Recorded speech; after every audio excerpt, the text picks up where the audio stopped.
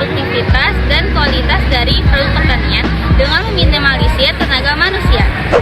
Nah, sedangkan apa sih itu petani cerdas? Petani cerdas adalah mereka yang menerapkan konsep pertanian cerdas untuk meningkatkan produktivitas serta meningkatkan efisiensi terhadap pengelolaan sumber daya.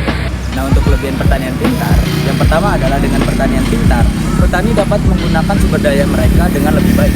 Hal ini menghasilkan proses yang lebih efisien, limbah yang lebih sedikit, dan sistem yang lebih optimal. Dan yang kedua, dengan pertanian pintar juga dapat mengurangi biaya karena lebih sedikit limbah dalam sistem dan menggunakan input yang lebih sedikit seperti pupuk dan pestisida dibandingkan dengan metode pertanian tradisional. Dampak pertanian cerdas juga dapat meningkatkan pestisida, sehingga dapat mempengaruhi iklim pemanasan global.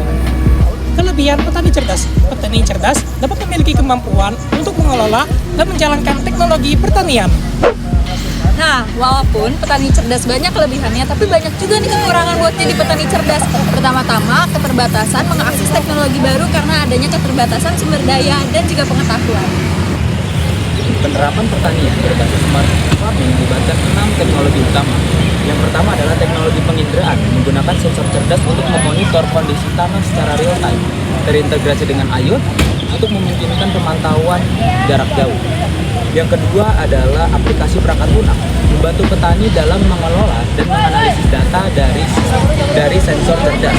Dan yang ketiga adalah perangkat telekomunikasi seluler, digunakan untuk mengirimkan informasi dan pengingat aktivitas pertanian.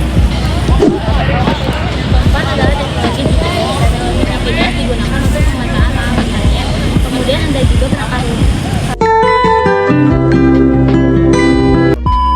Yang keempat adalah teknologi GPS digunakan untuk pemetaan lahan pertanian. Kemudian ada juga perangkat keras seperti drone dan robotika digunakan untuk peningkatan pemanfaatan produksi.